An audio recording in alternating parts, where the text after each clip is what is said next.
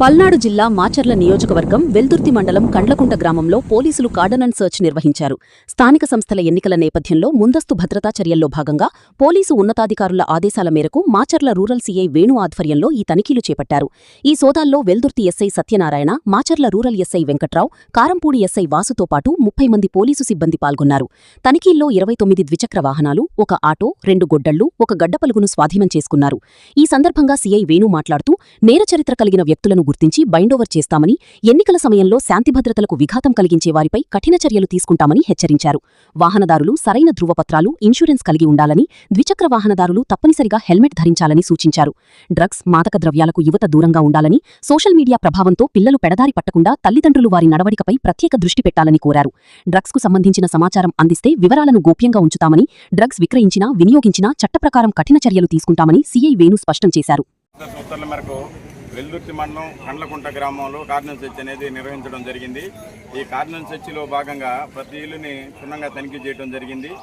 ఈ cordon సెర్చ్లో constable కానీ, head constable, ASI ఈ ర్యాంకుల్లో వాళ్ళు దాదాపుగా 40 మంది ఆఫీసర్స్తో కలిపి పార్టిసిపేట్ చేయడం జరిగింది.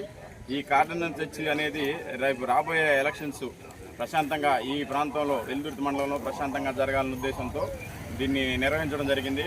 మొత్తం ఒక 30 వెహికల్స్, 2 వీలర్స్ రికార్డు లేనివి సీజ్ చేయడం జరిగింది. ఎవరైనా కానీ ఈ రికార్డ్స్ తీసుకొని వస్తే వెహికల్ ఓనర్స్ ఎస్ఐ గారికి చూపించి 24 అవర్స్లో వాటిని తీసుకొని వెళ్ళిపోవచ్చు. అలా కాకుండా ఎవరైతే రికార్డ్స్ లేని వాళ్ళు ఉన్నారో అటువంటి వెహికల్స్ని సీజ్ చేసి కోర్టులో పెట్టడం జరిగింది. ఆ తర్వాత ఇబ్బంది పడతారు. కాబట్టి మీ రికార్డ్స్ ఉన్నట్టయితే వెంటనే వచ్చి చూపించి తీసుకొని వెళ్ళిపోండి. అది కాకుండా వేరే విధంగా ఏదన్నా ఈ బళ్ళు మీ దగ్గరకు వచ్చినట్లయితే ఇమీడియట్గా ఎస్ఐ గారికి తెలియజేయండి.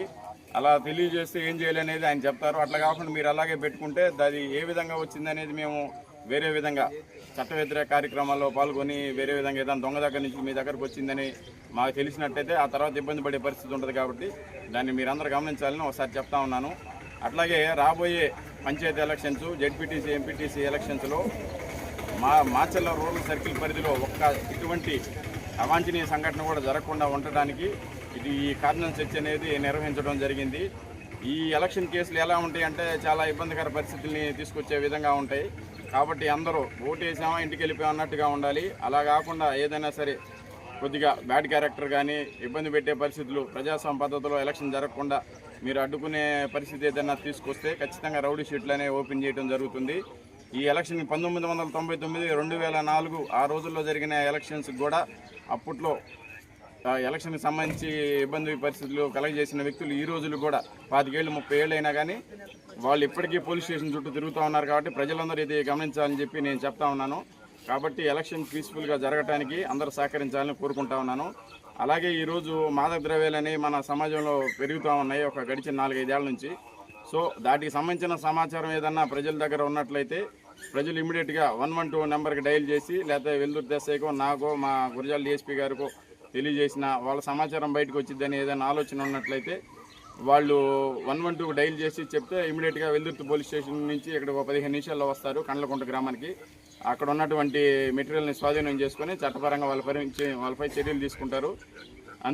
అంతేకాకుండా ఎవరైనా సరే మీ పిల్ల కానీ మీ పిల్లవాడు కానీ బయటికి వెళ్ళినప్పుడు వాళ్ళు ఏ విధంగా ఉంటున్నారు, ఎవరితో స్నేహాలు పడుతున్నారు అనే విషయాన్ని మీరు ఎప్పటికప్పుడు పరిశీలించే అవసరం ఎంతైనా ఉంది.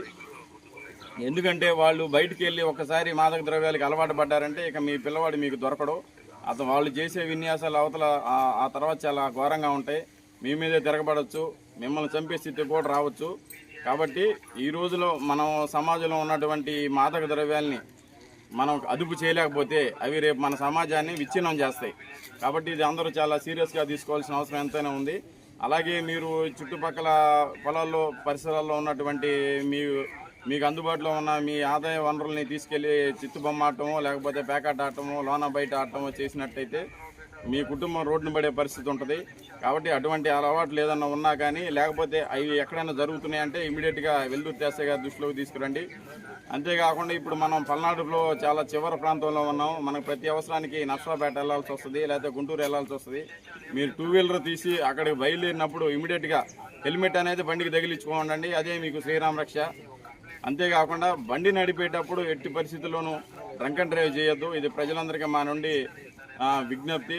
అలాగే ఓపెన్ డ్రింకింగ్ అనేది చేయబాకండి. అలా చేసినప్పుడు అవతల వ్యక్తి కూడా అదే పని చేసి వస్తామంటే ఇరువురు గుద్దుకొని మీరు చనిపోవటమో లేకపోతే కోమలోకి పోవడం జరిగింది. ఒకసారి ఏదైనా యాక్సిడెంట్లో మీరు రోడ్డున పడ్డారంటే లేకపోతే